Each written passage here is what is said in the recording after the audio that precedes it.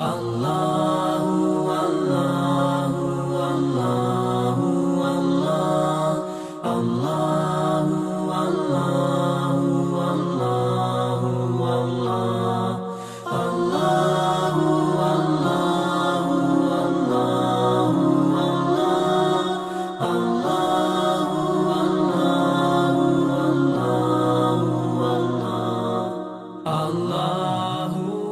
اعوذ بک من همزات الشیاطین واعوذ بک رب ان یحضرون بسم اللہ الرحمن الرحیم الحمد للہ وسلام علی عبادہ الذین اصطفیٰ ولعنۃ الدائمۃ الباقیۃ علی اعدائہم اجمعین من الآن الی قیام یوم الدین اما بعد فقط گزشتہ ہفتے جو اہم مناسبتیں گزری ہیں ان میں انہدام بقی پہ گفتگو ہوئی، اور اس کے علاوہ ایک دوسری جو اہم مناسبت ہے، بعض روایات کے اعتبار سے نواب اربعہ میں سے چوتھے نائب کے وفات کی تاریخ 10 شوال ہے۔ لہٰذا یہ وہ دن ہے کہ جو روز مرجعیت کے عنوان سے پہچانا جاتا ہے، اس لیے کہ اسی دن سے غیبت کبریٰ کا آغاز ہوا ہے، یعنی مرجعیت کا نظام پوری طریقے سے، کیونکہ ایسا نہیں ہے کہ اس سے پہلے مرجعیت کا سسٹم نہیں تھا یا تقلید کا معاملہ یا سسٹم نہیں تھا۔ ائمہ کے زمانے میں بھی یہ روایات اس سے پہلے مختلف موقعوں پہ ذکر ہو چکی ہیں اور اس پہ بات ہو چکی ہے کہ ائمہ کے زمانے میں بھی ائمہ نے اپنے چاہنے والوں کو بعض اوقات حکم دیا تھا یا ان کے پوچھنے پہ جواب دیا تھا کہ وہ تقلید کر سکتے ہیں، اور اپنے بعض معتبر اصحاب کو حکم دیا تھا کہ تم لوگوں کو ان کے بیچ میں بیٹھ کے فتوے دو۔ لہٰذا ائمہ کے زمانے میں بھی سسٹم تھا، لیکن غیبت کبریٰ میں یہی سسٹم پوری طریقے سے ہمارے درمیان میں ہے، کیونکہ ابھی امام سے ڈائریکٹ رابطہ نہیں ہے۔ انشاءاللہ وہ دن نزدیک آئے گا، اور ہم سب دل کی گہرائیوں سے اور شدت کے ساتھ اللہ سے دعا کریں کہ پالنے والے اس غیبت کے زمانے کو ختم کر دے، ہمارے اندر وہ صلاحیت پیدا کر کہ ہم امام کے واقعی ناصر بن سکیں، تاکہ یہ غیبت کا زمانہ ختم ہو، امام کا ظہور ہو، اور ہم انشاءاللہ امام سے مستفیض ہو سکیں یا ہونے کی کوشش کریں۔ اس موقع پہ تھوڑی سی گفتگو تقلید سے متعلق بعض جہات سے پیش کی جائے۔ اگرچہ تقلید ایک ایسی بنیادی چیز اور فطری چیز ہے کہ جس پہ بہت زیادہ گفتگو کی ضرورت نہیں ہے، لیکن چونکہ ایسے حالات پیش آتے ہیں، ابھی بہرحال یہ چیزیں کافی کم رنگ ہو گئی ہیں، اور وہ لوگ کی جو تقلید کا انکار کرتے تھے اور اس پہ اٹیک کرتے تھے، ان کی کمزوریاں یا ان کی جو مشکلات تھیں وہ لوگوں کے سامنے آ گئی ہیں، مسائل سامنے آ گئے ہیں، اور بہت زیادہ ان کی باتوں کو قبول نہیں کیا جا رہا ہے۔ لیکن بہرحال ہر کچھ دن بعد ذکر یہ چیزیں پیش ہوتی رہیں، تاکہ آنے والی نسل کے سامنے بھی یہ بات مخفی نہ رہنے پائے۔ تقلید اگر بنیادی اعتبار سے دیکھا جائے تو انسان کی ایک فطری چیز ہے، انسان کے بیسک جو چیزیں ہیں ان میں سے ایک چیز ہے، اور شاید جیسا کہ لوگوں کا بھی ماننا ہے، پڑھے لکھے لوگ اس بات کو قبول کرتے ہیں کہ اللہ کی مخلوقات میں سب سے زیادہ جو مخلوق تقلید کرتی ہے وہ انسان ہے۔ انسان سب سے زیادہ تقلید کرتا ہے۔ ابتدا سے جب انسان پیدا ہوتا ہے تو جو بہت بنیادی صلاحیت جو انسان کے اندر ہوتی ہے وہ یہ کہ دوسروں کی تقلید کرے، اور اسی تقلید کے ذریعے سے انسان، یعنی یوں کہا جائے کہ وہ بچہ جو نوزاد بچہ ہوتا ہے، نو مولود بچہ ہوتا ہے، جو نیا پیدا ہوتا ہے بچہ، ظاہر سی بات ہے وہ اسکول نہیں جاتا، کالج نہیں جاتا، بہت ساری چیزیں وہ نہیں دیکھتا ہے یا دیکھ سکتا ہے، کتابیں نہیں پڑھتا ہے، لیکن وہ ان چیزوں کو کہاں سے سیکھتا ہے؟ ہمیں کیا بولنا ہے، کیسے کرنا ہے، ان ساری چیزوں کو وہ تقلید سے سیکھتا ہے، دوسروں کو دیکھتا ہے، دیکھ کے ان کو فالو کرتا ہے، تقلید کرتا ہے، وہاں سے ان ساری چیزوں کو سیکھتا ہے۔ بعض جامع شناسان، سوسیولوجسٹ جیسے ویسٹ سے ایک مشہور نام ہے، اور بھی اس کے علاوہ ہیں، فی الحال ایک نام ہم لے رہے ہیں، گیربیل ٹائرڈ۔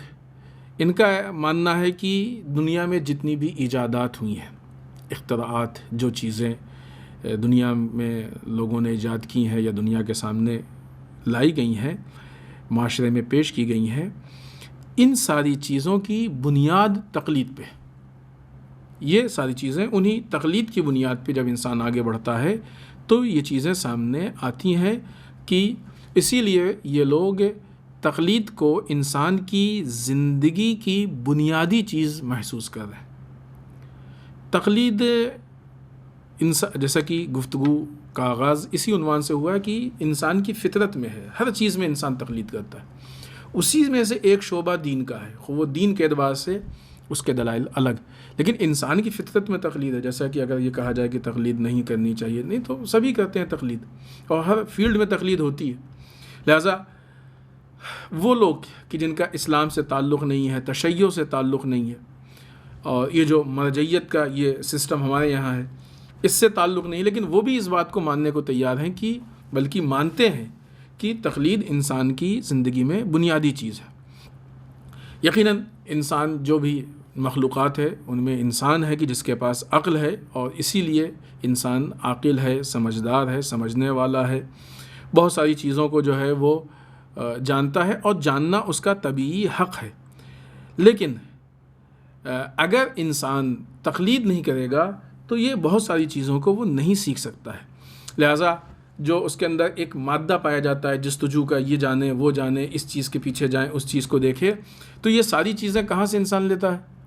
بنیاد تقلید واقع ہوتی ہے، جس کی بنیاد پہ پھر وہ اپنے علم کو پھیلاتا ہے، اور اتنا پھیلاتا ہے کہ وہ اس کا علم وسیع ہو جاتا ہے۔ لیکن یہی انسان کی جس کے اندر فطرت ہے کہ وہ بہت ساری چیزوں کو جانے، بہت ساری باتیں معلوم کریں، جستجو اس کے اندر فطرت ہے، اگر یہ طے کر لے کہ ہم کو تقلید نہیں کرنی ہے، تو دنیا میں علوم کے سینکڑوں باب ہیں، بہت سارے علوم پائے جاتے ہیں دنیا کے۔ اگر انسان کئی مرتبہ یا پھر وہی یعنی سینکڑوں بار انسان کو جو ہے وہ پیدا کیا، سینکڑوں گنا اس کو عمر دے دی جائے، پھر بھی وہ حتیٰ مثلاً جو بڑے بڑے نام آتے ہیں علم کے اعتبار سے، مثلاً ارسطو یا فارابی کو معلم اول و معلم ثانی کہا جاتا ہے، یہ لوگ بھی اگر کئی گنا ان کی عمر ہو جاتی تو بغیر تقلید کے اگر یہ چاہتے کہ زندگی گزار لیتے تو نہیں گزار سکتے تھے۔ کیوں؟ اس لیے کہ ان سارے علوم میں انسان دقت اور گہرائی کے ساتھ بہت ساری چیزوں کو حاصل کر لے، یہ انسان کے لیے ممکن ہی نہیں ہے۔ نتیجہ کیا ہوتا ہے؟ نتیجہ یہ ہوتا ہے کہ انسان کسی ایک فیلڈ میں، 2 فیلڈ میں، 5 فیلڈ میں، 10 فیلڈ میں، ویسے بھی انسان کم ہے جو 5-10 فیلڈ، ایک فیلڈ میں متخصص ہو، اسپیشلسٹ ہو، ایسے بھی انسان کم ہے، لیکن بہت زیادہ 2, 4, 5, 10 فیلڈ کا متخصص ہو جائے گا۔ باقی اگر اس کو کسی چیز کی ضرورت پڑی تو جو اس کا متخصص یعنی اسپیشلسٹ ہے تو اس کی طرف رجوع کرے گا، اس کی تقلید کرے گا۔ لہٰذا بغیر تقلید کے انسان کی زندگی کا سسٹم چل ہی نہیں سکتا۔ لہٰذا یوں کہا جائے کہ ایک لازمی چیز ہے کہ ہر وہ انسان کی جو جاہل یعنی نہیں جاننے والا، ہم سب جاہل ہیں، جو چیزیں ہم نہیں جانتے ہیں ان چیزوں کے ہم جاہل ہیں، لہٰذا یہ ایک عام چیز ہے اور بنیادی چیز ہے ہمارے سسٹم کی کہ ہر جاہل اس فیلڈ کے عالم کی طرف رجوع کرے اور اس کی تقلید کرے۔ ہر وہ انسان کی جو کسی چیز میں اسپیشلسٹ نہیں ہے وہ اس کی طرف رجوع کرے کہ جو اس فیلڈ کا اسپیشلسٹ ہے۔ یہ بہت ایک دم روشن چیز ہے اور بہت واضح چیز ہے۔ لہٰذا اس چیز کو علماء اور جو دوسرے افراد ہیں دانشور، وہ اس چیز کو قبول کرتے ہیں کہ تقلید انسان کی فطرت میں ہے، انسان کی بنیادی چیز ہے کہ وہ تقلید کرے۔ آپ دیکھیں، اور تقلید میں ایک جو دوسری بہت فطری چیز ہے کہ ہر انسان کو معلوم ہے کہ جو نہیں جانتا ہے وہ جاننے والے سے پوچھتا ہے، جاہل عالم سے پوچھتا ہے، جاہل سے نہیں پوچھتا ہے۔ 2 لوگ جا رہے ہیں کسی نئی جگہ پہ جا رہے ہیں، دونوں کو معلوم ہے کہ ہم دونوں راستہ نہیں جانتے، تو آیا ہم کو معلوم ہے کہ ہمارا ساتھی راستہ نہیں جانتا ہے، جب ہم کو وہاں راستہ جاننا ہوگا تو کیا ہم اپنے ساتھی سے پوچھیں گے کہ بھائی آپ بتائیے، ہم کو معلوم ہے وہ نہیں جانتا ہے؟ پوچھیں گے تو وہ ہنسے گا، پاگل ہو تم، کیسی احمقانہ بات کر رہے ہو، تمہیں تو معلوم ہے کہ ہم راستہ نہیں جانتے ہیں، کیوں ہم سے پوچھ رہے؟ لہٰذا ہم کس سے جانیں گے؟ جو اس چیز کو جس کے لیے حتیٰ احتمال بھی ہوگا کہ جانتا ہے. جو آدمی وہاں پہ چلتا ہے ہم کو یقینی جانتا ہے، گاڑی روکیں گے اس سے پوچھیں گے کہ بھائی ہم کو فلاں جگہ جاننا ہے، آپ جانتے ہیں، آپ بتا سکتے ہیں راستہ. تو یا جاننے والے سے یا حد اقل مثلا جس کے بارے میں احتمال ہے. لہٰذا یہی وجہ ہے کہ مثلا بچے ہمیشہ اپنے سے بڑوں سے پوچھتے ہیں، بچے اپنے ماں باپ سے سوال کرتے ہیں. لہٰذا ایک مستری یا کام کرنے والا جو ہے وہ کس سے پوچھتا ہے؟ مستری لیبر سے نہیں پوچھتا ہے، مستری انجینئر سے سوال کرتا ہے. مریض جا کے ڈاکٹر سے پوچھتا ہے. ایسا نہیں کہ جا کے کلینک میں سارے مریض بیٹھے اور سب نے آپس میں میٹنگ کی اور ایک مریض نے دوسرے مریض کو دوا بتا دی چلے آئے. نہیں، وہ سب جاتے ہیں، اتنے سارے لوگ ایک ڈاکٹر کے پاس مثلا جو اس کلینک میں یا اس مطب میں جمع ہوتے ہیں، وہ ایک ڈاکٹر وہاں پہ ہوتا ہے، یا جو بھی ڈاکٹر ہو، جتنے ڈاکٹر ہوں وہ ڈاکٹر سے جا کے پوچھتے ہیں.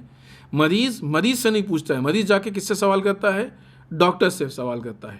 تو یہ فطری چیز ہے کہ انسان جن چیزوں کو نہیں جانتا ہے اس کے لیے کسی سے پوچھتا ہے، لوگوں سے سوال کرتا ہے تاکہ وہ جانے.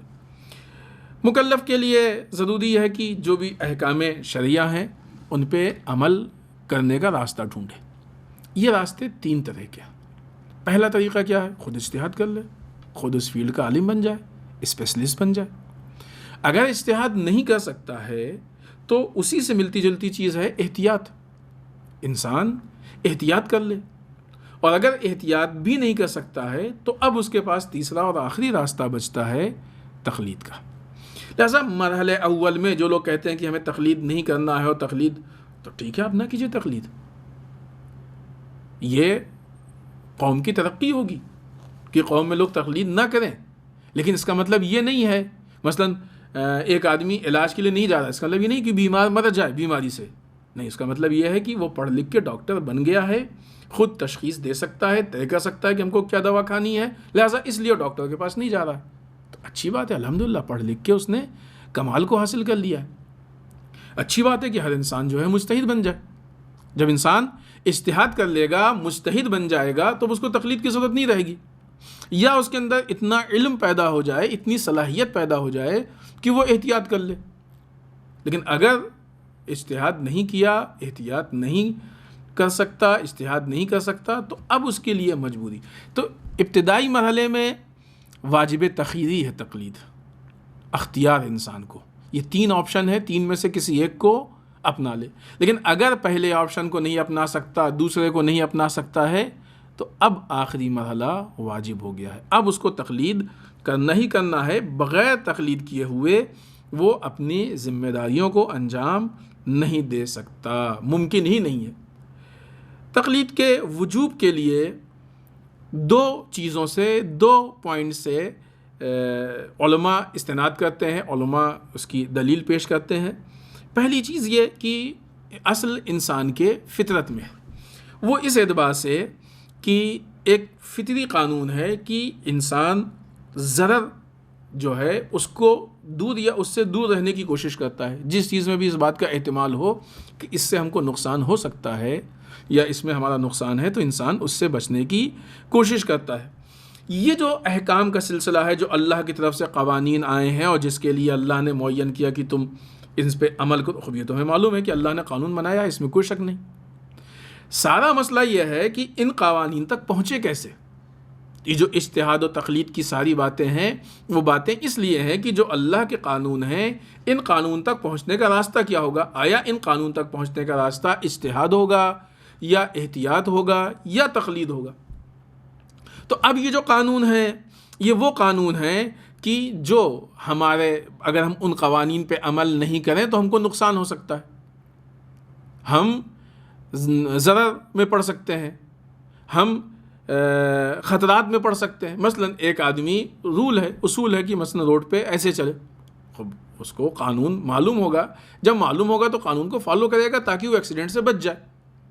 لیکن اگر قانون معلوم ہی نہیں ہوگا تو پھر کیسے فالو کرے گا. لہٰذا احتمال ہوگا کہ ایکسیڈنٹ ہو. لہٰذا بعض جگہوں پہ احتمال، حتیٰ بعض جگہوں پہ یقین بھی ہوتا ہے، لیکن بہرحال احتمال بھی ہے، تب بھی انسان بچنے کی کوشش کرتا ہے. تو اب جو انسان کے لیے احتمال ہے کہ یہ نقصان ہے، اس نقصان سے ہم کو بچنا ہے، یہ بچنے کا طریقہ کیا ہے؟ خوب اس کا طریقہ یہ ہے کہ انسان قانون پہ عمل کرے. اگر انسان قانون پہ عمل کرنا چاہ رہا ہے تو 3 آپشن اس کے سامنے، یا تو خود اس کے اندر اتنی صلاحیت ہو کہ جائے قرآن و حدیث کے ذریعے سے اجتہاد کرے اور قانون کو لے کے آ جائے، اللہ کے قانون پہ عمل کرے۔ اگر نہیں کر سکتا ہے تو احتیاط کرے، اور اگر وہ بھی نہیں کر سکتا ہے تو پھر مجبوری ہے تقلید کرے۔ اس بنیاد پہ ہم یہ نہیں کہہ سکتے ہیں کہ نہیں نقصان اٹھا لیں گے لیکن ہم تقلید نہیں کریں گے، نہیں، یہ ممکن نہیں ہے۔ یہ عقلی چیز ہے کہ ہم اپنے آپ کو نقصان سے بچائیں گے، ہر طرح کے نقصان سے ہم محفوظ رکھیں گے۔ ابھی یہ کورونا وائرس کو لے کے جو مسائل پیدا ہو رہے ہیں اور جو مشکلات آ رہی ہیں، جو بیماری پھیل رہی ہے، مہاماری پھیل رہی ہے، لوگ کیا کر رہے ہیں؟ جو لوگ جانتے ہیں ان کی تقلید کر رہے ہیں، ان سے پوچھ رہے ہیں۔ کیوں؟ اس لیے کہ احتمال ہے کہ کہیں وائرس نہ لگ جائے۔ لہٰذا مثلا اگر ڈاکٹر نے کہا کہ گرم پانی زیادہ پیجیے تو گرم پانی پینے لگے، ڈاکٹر نے کہا کہ ماسک لگائیے تو ماسک لگانے لگے، ڈاکٹر نے کہا کہ گلوز پہنیے گلوز پہننے لگے، ڈاکٹر نے کہا کہ مثلا ہینڈ واش کیجیے وہ کرنے لگے، پھر ڈاکٹر نے کہا نہیں فلاں چیز جو ہے وہ غلطی سے بیان ہو گئی تھی وہ چھوڑ دیا۔ تو اس طریقے سے ہم لوگ کس کو فالو کر رہے ہیں؟ جو جاننے والے، تقلید کر رہے ہیں۔ کیوں تقلید کر رہے ہیں؟ تاکہ اپنے آپ کو نقصان سے بچا سکے۔ قانون الہی پہ اسی لیے عمل ہوتا ہے کہ انسان اپنے آپ کو دنیاوی اور آخرت کے قانون سے، دنیاوی اور آخرت کے نقصان سے محفوظ کر سکے۔ خوب اس کے لیے 3 راستے ہیں، یا اجتہاد، یا احتیاط، یا تقلید۔ ہم کو اختیار ہے۔ اگر احتیاط اور اجتہاد نہیں کر سکتے ہیں تو پھر تقلید ہمارا آخری راستہ ہے۔ دوسرا اصول اس میں یہ ہے، دوسری چیز کی جس پہ جو دلیل بنتی ہے وہ یہ کہ اگر کسی کی طرف سے ہم کو کوئی نعمت ملتی ہے تو ہمارا اخلاقی اور انسانی فریضہ ہے، عقلی فریضہ ہے کہ اس نعمت دینے والے کا ہم شکریہ ادا کریں، اس نعمت کے عطا کرنے والے کا ہم شکریہ ادا کریں۔ اللہ نے ہم کو بے انتہا نعمتیں عطا کی ہیں، ہمارے اندر اتنی بھی صلاحیت نہیں کہ ہم ان نعمتوں کو گن سکیں، ہمارے اندر اتنی بھی صلاحیت نہیں کہ ہم ان نعمتوں کو محسوس کر سکیں، جان سکیں کہ کتنی نعمتیں اللہ نے ہم کو دی ہیں۔ علم انکشاف کر رہا ہے تو بھی بہت ساری چیزیں کھل کے سامنے آ رہی ہیں، لیکن بہت سی چیزیں ابھی بھی کھل کے سامنے نہیں آئی ہیں۔ یہ علوم اتنا بڑھے تو اتنی چیزیں پہلے والوں کو تو اتنا بھی نہیں معلوم تھا۔ تو اب یہ جو نعمتیں ہم کو ملی ہیں، ان نعمتوں کے شکر کا طریقہ کیا ہوگا؟ ان نعمتوں کے شکر کا طریقہ وہی ہے کہ اللہ نے جو ہمارے اوپر ذمہ داریاں عائد کی ہیں، ہم ان ذمہ داریوں پہ عمل کریں۔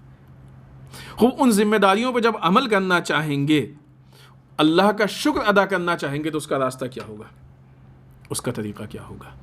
ان دونوں کام کے لیے ہمارے پاس صرف 3 راستے ہیں، اجتہاد، احتیاط یا تقلید۔ اجتہاد نہیں کر سکتے، احتیاط نہیں کر سکتے تو اب ہم مجبور ہیں کہ تقلید کریں۔ تقلید کے علاوہ ہمارے پاس کوئی اور آپشن، کوئی اور راستہ بچتا ہی نہیں ہے۔ ہم تقلید کریں تاکہ ان قوانین پہ، ذمہ داریوں پہ عمل کریں، تاکہ ان دونوں چیزوں پہ عمل کر سکیں، دونوں چیزوں کو اپنا سکیں۔ ایک کیا؟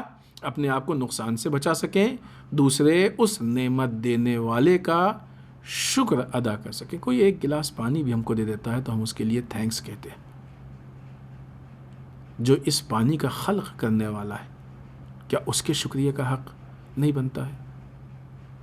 جو اس پانی کو ہم تک پہنچانے والا ہے، جو ہمارے اندر یہ صلاحیت پیدا کرنے والا ہے کہ ہم اس پانی کو پی سکیں، ہم اس پانی کو جذب کر سکیں، ہماری باڈی اس پانی سے فائدہ نہ نے کتنے مرحلے، خود یہی ایک گلاس پانی جو کسی نے ہم کو لا کے دیا، اسی میں خود دینے کی بنیاد پہ کہ لا کے کہیں سے دے دیا، ولو یہ کہ اس نے اپنی جیب سے بھی پیسہ خرچ کر کے دیا، لیکن خود ہی اسی ایک گلاس پانی میں اس کے پہلے اور بعد نہ جانے کتنی نعمتوں سے ہم استفادہ کرتے ہیں، فائدہ اٹھاتے ہیں، نہ جانے کتنی نعمتوں کو ہم اللہ کی استعمال کرتے ہیں۔ تو ایسی صورت میں کیا ہماری ذمہ داری نہیں بنتی ہے کہ ہم اللہ کا شکر ادا کریں؟ اس کو اس جہت سے بھی دیکھیں آپ، اور یہ ایک اہم پوائنٹ ہے کہ تقلید کس کی یا کیوں کی جائے، اس مسئلے کو لے کے دیکھیں۔ اگر ہم تقلید کس کی ہو سکتی ہے، اس بات کو اگر ہم سارے جو اس کی شکلیں ہیں ان شکلوں کو جمع کریں تو 4 صورتیں سامنے آئیں گی۔ پہلی صورت یہ کہ ایک جاہل دوسرے جاہل کی تقلید کر لے. دو لوگ تھے راستہ نہیں جانتے ہیں, یہ ایک دوسرے کو فالو کر لے, ایک صورت یہ ہے. دوسری صورت یہ ہے کہ دو لوگ راستہ جانتے ہیں, ایک عالم دوسرے عالم, دونوں عالم ہیں, ایک عالم دوسرے عالم کو فالو کر لے, دوسرے عالم کی تقلید کر لے. تیسرا راستہ یہ ہے کہ دو لوگ تھے, ایک جانتا ہے راستہ, ایک نہیں جانتا ہے, تو یہ جاننے والا نہ جاننے والے کو فالو کر لے, یعنی عالم جاہل کی تقلید کر لے. کون سا راستہ ہوا؟ پہلا جاہل جاہل کی تقلید کرے, دوسرا عالم عالم کی تقلید کرے, تیسرا عالم جاہل کی تقلید کرے, چوتھا راستہ جاہل عالم کی تقلید کرے. دو لوگ تھے, ایک نہیں جانتا تھا راستہ, ایک جانتا تھا, نہ جاننے والا جاننے والے کو فالو کرے. تو خوب ہر عقل یہی کہتی ہے کہ جو اوپر کی تین شکلیں ہیں وہ تینوں شکلیں غلط ہیں, باطل ہیں, صحیح نہیں ہیں. خوب دونوں آدمی جانتے ہیں تو کیوں کسی کو فالو کرے گا؟ دونوں نہیں جانتے تب بھی کون کس کو فالو کرے گا؟ کیوں کسی کو ایک دوسرے فالو کریں گے؟ جو جانتا ہے وہ جو نہیں جانتا اس کو نہیں فالو کرے گا. یہ فطری چیز ہے, عقلی چیز ہے, یعنی اس کے لیے بہت زیادہ دلیل کی بھی ضرورت نہیں ہے اگرچہ دلائل موجود ہیں. لہذا کون سا راستہ بچتا ہے؟ جو نہیں جانتا ہے وہ جاننے والے کو فالو کرے. تو ان چار قسموں میں سے صرف چوتھی قسم ایسی ہے کہ جو عقل, لاجک, فطرت کے مطابق, اور اسی کو ہم لوگ فالو کریں, اسی پہ ہم لوگ عمل کریں, اور آج اسی بنیاد پہ تقلید ہوتی ہے. تقلید میں دو بنیادی چیزیں ہوتی ہیں کہ جس کی بنیاد پہ تقلید کی جاتی ہے. پہلی بنیادی یہ چیز کہ جس کی ہم تقلید کر رہے ہیں اس کے اوپر ہم کو پورا بھروسہ ہو کہ وہ ہم کو کمال تک پہنچا دے گا یا ہمارے مقصد تک پہنچا دے گا, جہاں تک ہم جانا چاہتے ہیں وہاں تک پہنچا دے گا, وغیرہ وغیرہ. اور دوسری چیز کہ ہم کو اس بات کا یقین ہو کہ جو ہمارا مقلد ہے, جس کی ہم تقلید کرتے ہیں, وہ ہماری ضروریات جو ہماری ہیں ان کو پورا کر دے گا. یہ دو بنیادی چیزیں, اور اس کی بنیاد پر تقلید ہوتی ہے. پہلی چیز کیا کہ ہم کو اعتماد ہو, وثوق ہو اس کے اوپر. جس طریقے سے ایک بیمار کو ڈاکٹر پہ بھروسہ ہوتا ہے, اگر بیمار کو ڈاکٹر پہ بھروسہ نہیں ہوگا تو اس سے علاج نہیں کروائے گا. کیوں علاج کرواتا ہے؟ کیونکہ اس پہ بھروسہ ہوتا ہے کہ ڈاکٹر ہے, جانتا ہے, پڑھا لکھا ہے, علم ہے اس کے پاس, یہ ہم کو دوا دے گا تو یہ دوا ہم کو فائدہ پہنچائے گی. اس دوا سے ہم کو, یعنی یہ دوا ذریعہ بنے گی اور اللہ ہم کو انشاءاللہ شفا عطا کرے گا. لہذا ظاہر ہے بات, ایک آدمی جو جاہل ہے وہ تو نہیں دے سکتا صحیح دوا. تو انسان کو کس پہ بھروسہ ہوتا ہے؟ نہ جاننے والے پہ نہیں ہوتا ہے, جاننے والے پہ بھروسہ ہوتا ہے. جاہل پہ نہیں ہوتا ہے بھروسہ, عالم پہ بھروسہ ہوتا ہے. لہذا اس لیے پھر جو جاننے والا ہے اس پہ انسان بھروسہ کر کے اس سے راستے کو. تو یہ دو بنیادی چیزیں, ایک یہ کہ بھروسہ ہو, دوسرے یہ کہ وہ ہماری ضروریات کو پورا کرے. یہ جو چار شکلیں پیش کی ہیں, ان چار شکلوں میں سے تین شکلوں میں بھروسہ نہیں کر سکتے. حتیٰ ایک عالم جس کو خود معلوم ہے, خوب کیا ضرورت ہے کہ وہ دوسرے کے پاس جائے کہ ہماری ضروریات کو پورا کر دیں آپ. تین شکلیں صحیح نہیں ہیں. چوتھی شکل بچتی ہے کہ جو صحیح ہے, کہ جس پہ ہم عمل کر کے اپنے مقصد تک پہنچ سکتے ہیں اور ہم اس سے فائدہ اٹھا سکتے ہیں. لہذا یہ وہ عقلی دلائل ہیں, منطقی دلائل ہیں کہ جس کے ذریعے سے ہم تقلید کو قبول کر سکتے ہیں. ورنہ روایات ہیں, آیتیں ہیں. اس سے پہلے تقلید کی گفتگو ہوئی تو اس میں وہ آیتیں بیان ہوئی, وہ روایات بیان ہوئی کہ جس کی بنیاد پہ ہم تقلید کے لیے استدلال کر سکتے ہیں. خوب بعض اوقات جو لوگ اعتراض کرتے ہیں وہ یہ کہتے ہیں کہ خوب ایسے کیسے, ہم لوگ نارملی تقلید کو کہتے ہیں اندھی تقلید. نہیں, اندھی تقلید اسے کہتے ہیں جہاں بغیر کچھ دیکھے سمجھے تقلید کی جائے, کسی کے کوئی معیار نہ ہو, وہ اس لائق ہے کہ نہیں ہے, اس میں صلاحیت پائی جاتی کہ نہیں. جیسے ایک جاہل دوسرے جاہل کی تقلید کرے, ایک عالم کسی جاہل کی تقلید, اس کو اندھی تقلید کہتے ہیں. لیکن جو سمجھدار آدمی ہوتا ہے وہ جاہل عالم کی تقلید کرتا ہے. مثلا ایک انسان کسی ایسے سے علاج کرائے اپنا کہ جو ڈاکٹر نہیں ہے, اور پھر اس کے بعد پوری طریقے اس کو فالو کرے, ہر دیکھنے والا کہے گا نہیں یہ اندھی تقلید کر رہا ہے. کیوں؟ اس لیے کہ صلاحیت نہیں دیکھ رہا ہے. یہ بغیر صلاحیت کے اس سے علاج کرا رہا ہے. لیکن جو لوگ صلاحیتوں کی بنیاد پہ کسی ڈاکٹر سے علاج کراتے ہیں تو پھر انسان کیا سمجھتا ہے؟ یہ اس کو اندھی تقلید نہیں کہا جائے گا، کہ یہ لاجک کے مطابق ہے، عقل کے مطابق ہے، یہ صحیح کام کر رہا ہے. لہٰذا مراجع کی تقلید کرنا اس کو اندھی تقلید نہیں کہا جاتا ہے. ہاں وہ لوگ کی جو سڑک چھاپ فٹ پاتھ چھاپ ہیں، جو ہوٹلوں میں بیٹھ کے دین کی باتیں پیش کرتے ہیں، ان کی باتوں کو ماننا اس کو اندھی تقلید کہا جائے گا. در واقع وہ اندھی تقلید ہے کہ جو لوگ مراجع کے مقابلے میں اپنی باتوں کو منوانے کی کوشش کرتے ہیں، اگر ان کو کوئی فالو کرتا ہے تو یہ اندھی تقلید ہے کہ جب ہمارے پاس ایسے افراد موجود ہیں کہ جو علم و کمال تک پہنچے ہوئے ہیں اور جو صحیح طریقے سے ہماری رہنمائی کر سکتے ہیں، ان کو چھوڑ کے ایک جاہل کو فالو کرنا، اس کو اندھی تقلید کہا جاتا ہے. وہ لوگ کیوں کہتے ہیں کیوں اندھی تقلید؟ کیوں کہ آپ کے پاس کوئی دلیل نہیں ہے. دیکھیں دلیل دو طرح سے، ایک فتوے کی دلیل ہوتی ہے اور ایک خود اصل تقلید کی دلیل ہوتی ہے. فتوے کی دلیل کیا؟ جتنے فتوے توضیح مسائل میں ہیں، مراجع جتنے فتوے دیتے ہیں، اس کی دلیل مرجع کے نزدیک کہ یہ فتویٰ اگر آپ نے دیا کہ ہم کو یہ کرنا چاہیے، یہ نہیں کرنا چاہیے، آیا اس کی آپ کے پاس دلیل ہے؟ ہاں ہے، ہر مرجع کے پاس دلیل ہے. جن لوگوں کو چاہیے آج حوزات علمیہ میں، چاہے وہ قم ہو، نجف ہو، کہیں بھی سیریا ہو، کہیں بھی حوزات علمیہ میں جب درس ہوتا ہے تو درس خارج میں انہی چیزوں پہ بحث ہوتی ہے، اور ایک کثیر تعداد ہوتی ہے شاگردوں کی کہ جو بیٹھ کے اس کو سنتے ہیں، اور جب کوئی چیز سمجھ میں نہیں آتی ہے تو وہ اعتراض کرتے ہیں، استاد جواب دیتا ہے، اور اسی اعتراض سے شاگرد کی صلاحیت استاد کے سامنے آتی ہے. اور بعض اوقات پھر استاد کہتا ہے کہ تمہارے ان سوالات سے ہم کو ایسا محسوس ہوتا ہے کہ تمہارے اندر اجتہاد کی صلاحیت پیدا ہو گئی ہے اور تم اجتہاد کرو. یا اس کے علاوہ امتحان وغیرہ کا بھی سسٹم بھی شروع ہو گیا ہے. تو ان ساری چیزوں سے پھر وہ ایک الگ چیز ہے کہ جو ابھی ہماری گفتگو میں نہیں ہے کہ اس تفصیل میں ہم جائیں. لہٰذا یہ ہر کوئی بھی فتویٰ بغیر دلیل کے نہیں ہوتا ہے. لیکن آیا ہمارے جیسے لوگ، عام آدمی، عام پبلک کے لیے یہ ہر دلیل دینی چاہیے؟ نہیں ہو سکتا. ہم جب ڈاکٹر کے پاس جاتے ہیں تو ہر دوا اور انجیکشن کے لیے ہم دلیل نہیں پوچھتے. کیوں؟ اس لیے کہ ہمارے اندر اتنی علمی صلاحیت نہیں ہے کہ ہم ہر دوا کی دلیل کو سمجھ سکیں. اسی طریقے سے ہمارے اندر اتنی علمی صلاحیت نہیں ہے کہ ہر فتوے کی دلیل کو ہم سمجھ سکیں. جس دن اتنی صلاحیت پیدا ہو جائے گی ہم خود مجتہد بن جائیں گے، خود یہ اجتہاد ہو جائے گا. لہذا ہر فتوے کی دلیل ہے، لیکن ہمارے اندر نقص ہے کہ ہم اس کو سمجھ نہیں سکتے. خود دوسری چیز کہ جب ہم کسی ڈاکٹر کے پاس جاتے ہیں تو ہمارے پاس دلیل ہوتی ہے کہ اس ڈاکٹر کے پاس کیوں جا رہے ہیں.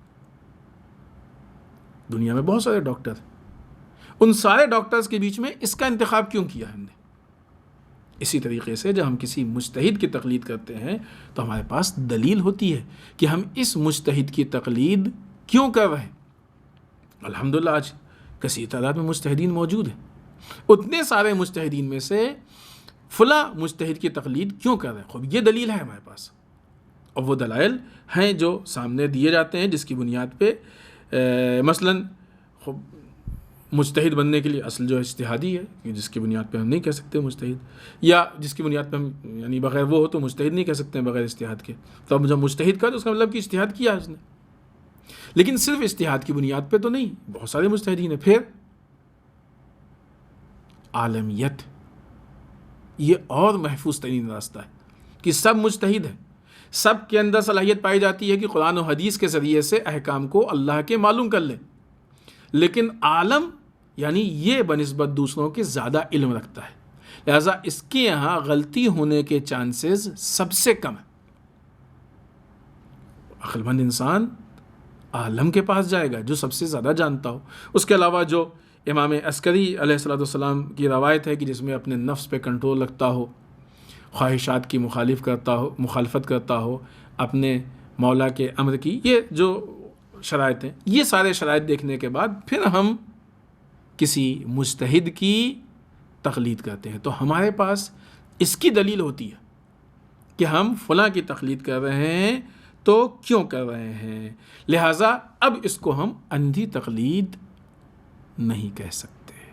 ہاں، اس کے مقابلے میں جو لوگ اپنی بات منواتے ہیں یقیناً بغیر کسی شک و شبہ کے وہ اندھی تقلید ہے۔ ظاہر سی بات ہے کہ اب اتنی گفتگو کے بعد یہ چیز واضح ہو گئی کہ جو لوگ مخالفت کر رہے ہیں وہ اس طرح کے لوگ ہیں کہ جن کے پاس یہ بنیادی چیز بھی نہیں ہے، بنیادی لاجک بھی وہ سمجھ نہیں سکتے، یعنی ان کے یہاں شعور پست ہے، افواہوں کا شکار ہیں، جہالت کا شکار ہیں، اور جو لوگ ان کے پیچھے مخالفت کراتے ہیں اب ان کے لیے یا ان کی حیثیت کو سمجھنے کے لیے اتنا کافی ہے کہ قوم کے جو پسترین افراد ہیں وہی ان کی بات مان رہے ہیں، جو کہ بہت محدود ہیں اور بہت کم مقدار میں ہے۔ پسترین اس معنی میں عقل و فکر و علم کے اعتبار سے کہ جن کے پاس بہت زیادہ عقل نہیں ہے، بہت زیادہ فکر نہیں ہے، بہت زیادہ علم نہیں ہے، ورنہ الحمدللہ آج قوم میں اکثریت نہ کے برابر ہیں وہ لوگ کی جو تقلید پہ کوشچن مارک لگاتے ہیں، اکثریت ایسی ہے جو تقلید سے مستفیض ہو رہی ہے، فائدہ اٹھا رہی ہے اور مراجع کے دیے ہوئے فتووں کے مطابق عمل کر کے اپنی دنیا اور آخرت دونوں کو سنوار رہی ہے۔ موجودہ حالات میں کچھ چیزیں ہیں، بہرحال بہت جلدی بعض چیزوں پہ گفتگو کر لیں۔ سب سے پہلے وہ ایک جو کلپ سامنے آئی ہے کانپور سے ایک ڈاکٹر ہے کہ جس نے تعصبانہ اعتبار سے ایک خاص مذہب کے خلاف جو باتیں کی، بہت عجیب باتیں۔ تعجب ہے کہ ایسی پوسٹ، ایسا عہدہ کہ جس کا تعلق ایک ایجوکیشن سینٹر سے ہو، وہ ایسی شخصیت اتنی گری ہوئی فکر رکھے، یہ بہت عجیب چیز ہے۔ حالانکہ بعد میں پھر ان کی معذرت بھی آ گئی اور حتی الامکان دلائل پیش کرنے کی بھی کوشش کی ہیں، لیکن ایسا ہمیں لگتا ہے کہ گورنمنٹ کو چاہیے کہ اس پہ سنجیدگی سے قدم اٹھائے اور جانچ کروائے، حتیٰ یہ بھی جانچ کروائی جانی چاہیے کہ اب تک جن لوگوں کا علاج ہوا ہے کہیں اس میں کوئی اس فکر کا دخل تو نہیں یا کوئی اس طرح کی گڑبڑ تو نہیں ہے، اور ایسے افراد کو فوری طور پہ نہ یہ کہ صرف اس پوسٹ سے ہٹایا جائے اگر یہ فکر واقعی اس کے اندر ہے، یقیناً جب اس نے اپنے منہ سے کہا ہے تو لگ رہا ہے، لیکن بہرحال جانچ سے بات زیادہ کلیئر ہوگی اگر ایسی کچھ ہے تو، نہ یہ کہ صرف پوسٹ سے بلکہ خود اس کو اس سے حق چھین لینا چاہیے کہ وہ کسی کا علاج نہ کرے، ورنہ وہ معاشرے کو سخت ترین نقصانات پہنچا سکتی ہے۔ بہت اہم چیز جو ہمارے سامنے ہے وہ یہ کہ ہمارا لاک ڈاؤن سینٹرل گورنمنٹ کے اعتبار سے کھل رہا ہے، بلکہ بعض اعتبار سے بہت سی چیزیں کھل چکی ہیں، تقریباً کھل رہا ہے۔ ابھی اس کو لاک ڈاؤن سے تعبیر، بعض لوگ اس کو ان لاک سے بھی تعبیر کر رہے ہیں، لیکن یہ جو اتنا وقت ہم لوگوں نے لاک ڈاؤن میں گزارا، اس پہ ایک مرتبہ تجزیہ کرنا یہ بہت اہم ہے، اس لیے کہ انسان کی زندگی کا ایک ایک لمحہ قیمتی ہوتا ہے، اور اس مدت میں جو تبدیلی آئی ہے بہت زیادہ، بہت سارے لوگ جو پریشان ہو گئے ہیں، مشکلات کا شکار ہو گئے ہیں، اس کی وجہ یہی ہے کہ لاک ڈاؤن کی ہمارے لیے پروگرامنگ کیا تھی۔ حقیقت حال یہ ہے، اور اس بات کو ملک کے اندر اور ملک کے باہر بہت سارے لوگ اس بات کو باقاعدہ قبول کر رہے ہیں کہ صحیح پروگرامنگ نہ ہونے کی وجہ سے ملک کافی مشکلات میں مبتلا ہو گیا ہے، بہت زیادہ مشکلات کا سامنا اس نے کیا، کر رہا ہے، اور خدا نخواستہ ہو سکتا ہے آنے والے وقت میں ملک کو ان مشکلات کا سامنا کرنا پڑے۔ اگر بہت ہی موٹے اعتبار سے تجزیہ کریں ہم لوگ تو سب سے پہلے جو لاک ڈاؤن کا اعلان ہوا تھا اس میں تقریباً صرف 4 گھنٹے کی مہلت دی گئی تھی۔ خوب اس 4 گھنٹے میں لاک ڈاؤن کی تیاری آدمی نہیں کر سکتا، حتیٰ اگر ایک آدمی یہ چاہے کہ مثلا، حالانکہ ٹھیک ہے وہ لاک ڈاؤن میں بازار اور سامان کی چھوٹ تھی، لیکن اس میں بھی جو ہے وہ بہت زیادہ ناانصافی ہوئی، اور بہرحال وہ ان چیزوں پہ، کیونکہ وہ پھر چھوٹی چیزیں ہو جائیں گی، مین چیزوں پہ گفتگو کہ اگر آدمی چاہے کہ 4 گھنٹے میں خالی بازار سے سامان لا کے جمع کر لے تو وہ بھی ممکن نہیں۔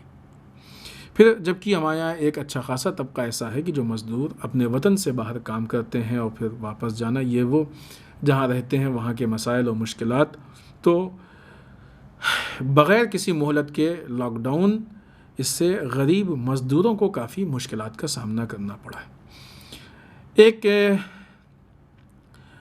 اندازے کے مطابق بعض نیوز ایجنسی یا بعض لوگوں نے جو ایک تخمینہ پیش کیا ہے، لاک ڈاؤن نے کم سے کم، ظاہر سی بات ہے کہ یہ جو فیگر ہوتے ہیں بہت موٹے اعتبار سے ہوتے ہیں، یعنی ممکن ہے کہ اس سے زیادہ کبھی فیگر ہو، اس طرح سے لاک ڈاؤن نے کم سے کم 90 لاکھ مزدوروں کے پیٹ پہ لات ماری. 90 لاکھ منیمم، کم سے کم 90 لاکھ مزدوروں کے پیٹ پہ. یہ کام کس حکومت نے کیا ہے؟ دیکھیں، یہ زمانہ سوشل میڈیا کا زمانہ ہے، ساری چیزیں ریکارڈڈ ہیں. ہمارے پی ایم اس وقت کے جب پی ایم نہیں تھے، جو انہوں نے لمبی لمبی لچھے دار باتیں کی، وہ سب ریکارڈ میں. اور ابھی جو کر رہے ہیں وہ ایک چیز بھی اس سے نہیں مل رہی. انہوں نے دعویٰ کیا تھا غریبوں کے لیے یہ ہوگا، غریبوں کی تو گورنمنٹ رعایتی نہیں کرتی، غریبوں کی طرف توجہ نہیں کی جاتی ہے، کوئی مشکل آتی ہے تو غریب مرتا ہے، پرابلم آتی ہے تو غریب. کیا کیا آپ نے؟ غریب ہی تو مرا، موت غریب کی ہوئی، پیدل غریب چلا، لاٹھی غریب نے کھائی، بھوکا غریب مرا، ایکسیڈنٹ میں غریب مرا.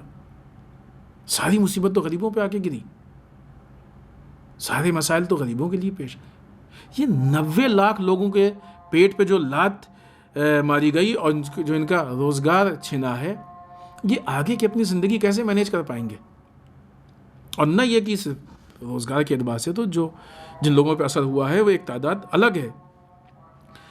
رائٹ ٹو فوڈ نام کا ادارہ، اس کے مطابق 22 مئی تک کی رپورٹ ہے، کافی پہلے کی رپورٹ ہے، 22 مئی تک کی رپورٹ کے مطابق 667 لوگ 667 لوگ پورے ملک میں بھوک اور ایکسیڈنٹ جیسی چیزوں سے مرے.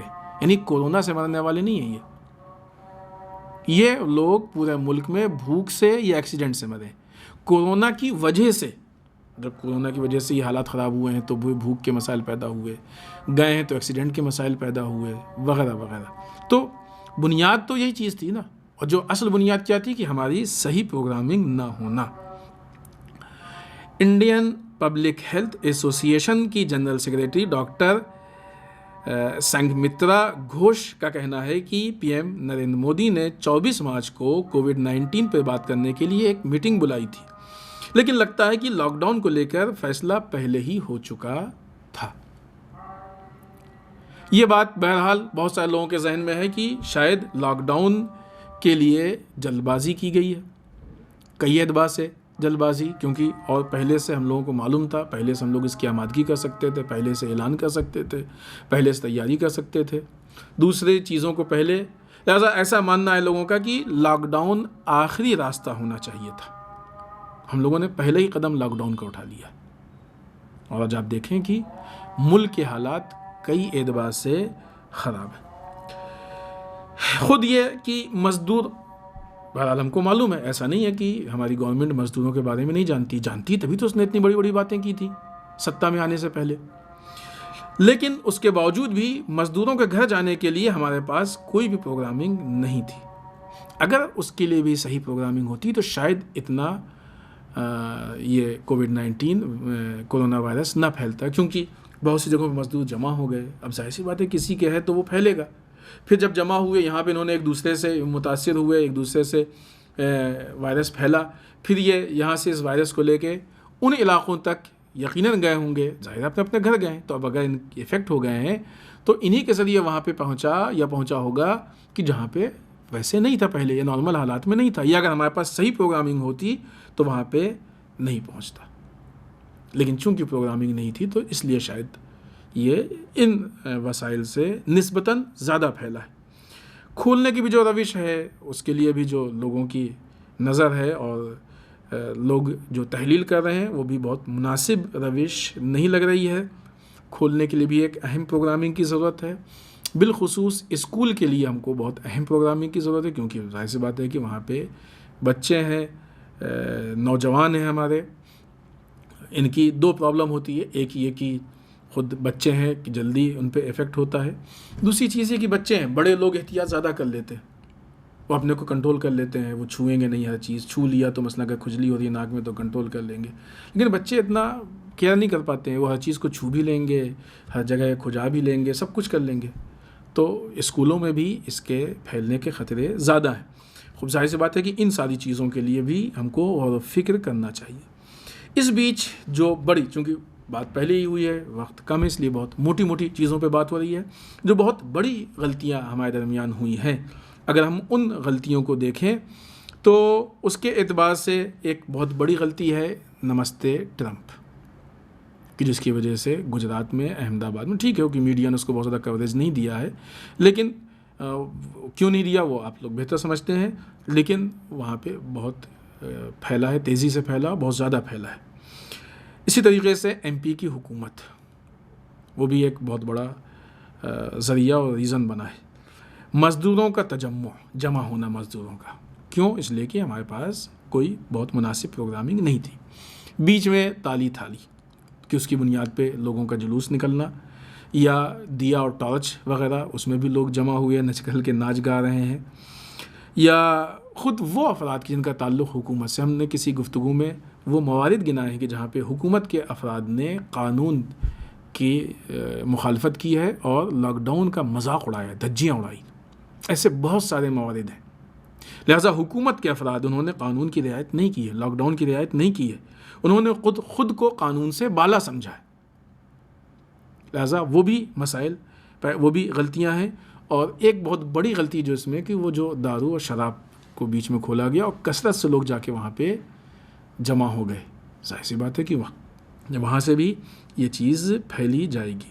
ہاں، کچھ چیزیں ہیں کہ جس کی پروگرامنگ دکھائی دی ہے کہ اس کے لیے پروگرامنگ کی گئی ہے، باقاعدہ طور پہ ان کاموں کو انجام دیا گیا ہے۔ مثلاً اس بیچ بالخصوص دہلی میں وہ لوگ جو پروٹیسٹ کر رہے تھے، پروٹیسٹ کرنے والوں کی، جو انہوں نے سی اے وغیرہ میں پروٹیسٹ کیا تھا، ان کی گرفتاری، یا بعض جو گھوٹالے ہوئے ہیں، پی پی ای کے گھوٹالے، ٹیسٹ کٹ کے گھوٹالے، یا میڈیا کی طرف سے جو تعصب پھیلایا گیا ہے ہندو مسلم، بالخصوص مسلمانوں کو بدنام کرنے کی جو کوشش کی گئی ہے، یہ ساری چیزیں بہت ہی منظم انداز سے سامنے آتی ہوئی دکھائی دی ہیں اس بالخصوص لاک ڈاؤن کے زمانے میں۔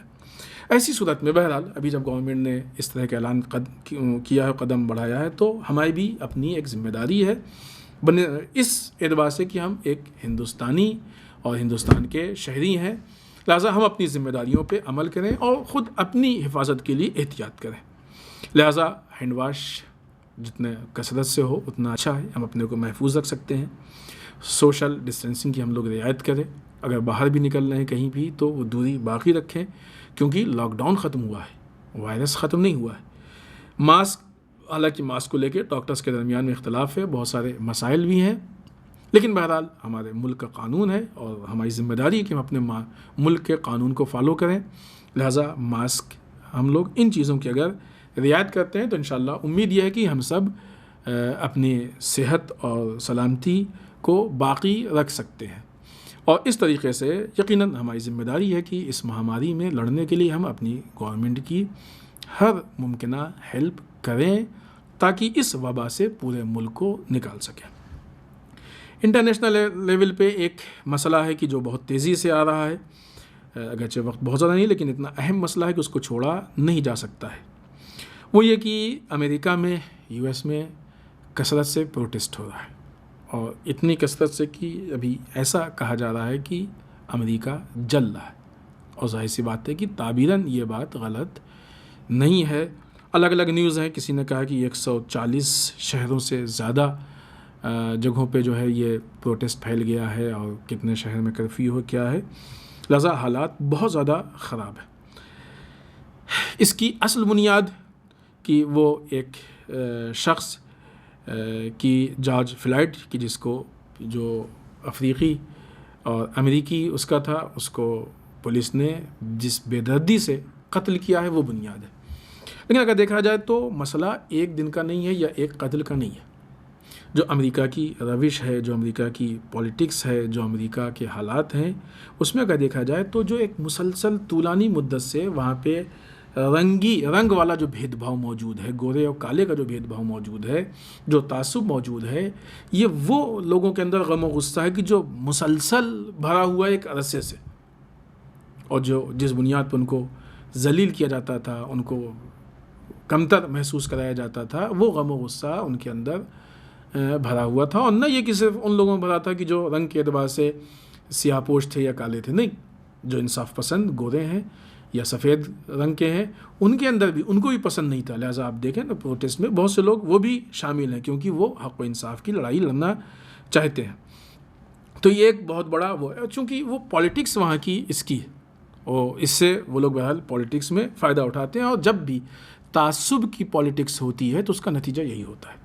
مسئلہ صرف امریکہ کا نہیں ہے، دنیا کے دوسرے ممالک بھی اگر پالیٹکس کر رہے ہیں تعصب کی بنیاد پہ تو وہ امریکہ سے عبرت لیں. وہ امریکہ کی جو اپنے تحفظ کے لیے، اپنی سیکورٹی کے لیے، اپنے انتظامات کے لیے اتنے بڑے بڑے دعوے کرتا تھا، آج کچھ نہیں کر پا رہا ہے. نہ یہ کہ کچھ نہیں کر پا رہا ہے، ٹرمپ کو اپنی جان بچانے کے لیے بنکر میں جا کے چھپنا پڑا ہے. یہ آسان بات نہیں ہے.